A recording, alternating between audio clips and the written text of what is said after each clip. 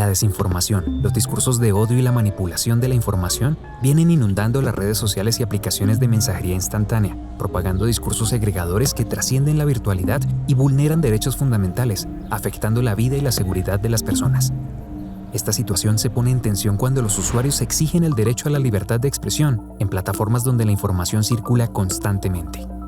En Colombia, el uso de videos y fotos alteradas digitalmente, mensajes discriminatorios y amenazas directas contra grupos históricamente discriminados ha sido una táctica recurrente de estigmatización, empleada por campañas políticas, usuarios malintencionados, grupos armados, sectores empresariales y personas poderosas para incidir en elecciones, silenciar voces disidentes, manipular a la ciudadanía o instigar a la violencia.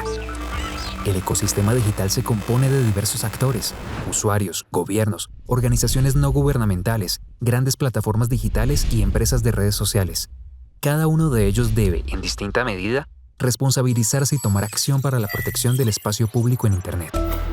¿Cómo se puede contrarrestar los riesgos de la información manipulada en las redes sociales? ¿Cuáles son las responsabilidades y obligaciones de las plataformas y de los gobiernos para promover unos ecosistemas digitales adecuados para los usuarios? ¿Cómo enfrentar los desafíos que los ecosistemas digitales suponen para la paz, los conflictos actuales y la democracia? Estas son algunas preguntas relevantes para el contexto colombiano que fueron abordadas a través de Redes Sociales para la Paz o Social Media for Peace, un proyecto de la UNESCO con el apoyo financiero de la Unión Europea que aportó herramientas para fortalecer la resiliencia frente al contenido dañino que circula en línea.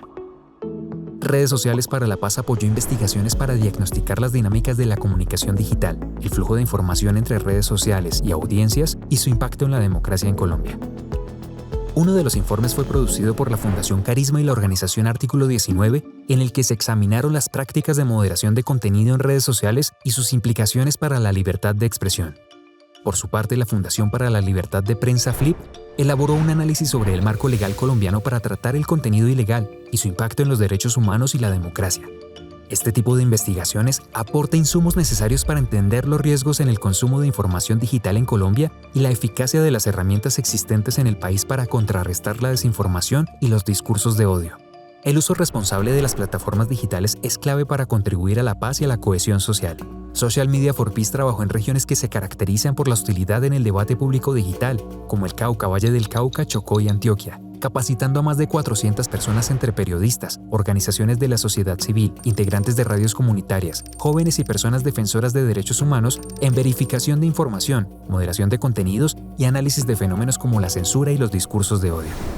Durante 2024, UNESCO convocó a múltiples actores para encontrar soluciones frente a las dificultades que supone el flujo de la información en redes sociales. Como resultado, el 10 y 11 de octubre de este año, se reunieron en Cartagena 26 organizaciones de la sociedad civil de distintas regiones de Colombia con el fin de crear una alianza que busca incidir en la protección del espacio público digital con garantías de derechos humanos ante instituciones públicas, grandes empresas de redes sociales y otras plataformas tecnológicas. Esta alianza cuenta con participación de organizaciones que trabajan por los derechos de personas y comunidades históricamente estigmatizadas, así como universidades y organizaciones que defienden la libertad de expresión, los derechos de periodistas y la protección del espacio cívico digital. Esta alianza resulta fundamental en un contexto colombiano donde en futuras elecciones presidenciales, los continuos esfuerzos de superación del conflicto armado y el constante avance de la tecnología demandan cada vez más la protección de la conversación y la participación pública en Internet. Los discursos de odio en espacios digitales hay veces nos los imaginamos como contenidos dispersos, como alguien publicó un meme racista o alguien publicó un tweet que ataca a grupos de migrantes. Pero no, esto no es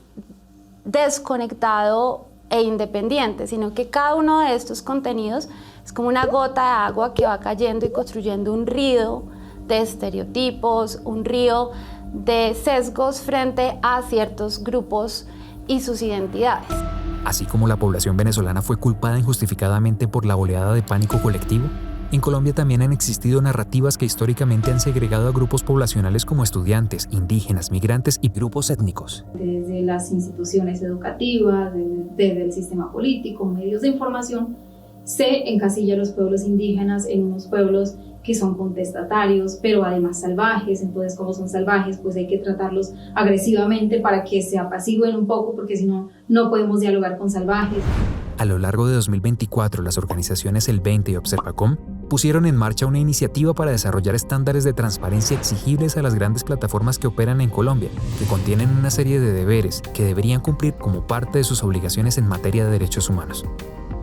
En Colombia queda por delante un largo camino para garantizar la protección de la democracia de los discursos de odio. Es fundamental escuchar a todos los actores para determinar las reglas del juego de las conversaciones en redes sociales, construyendo democráticamente normas claras y mecanismos de gobernanza que respeten los derechos humanos.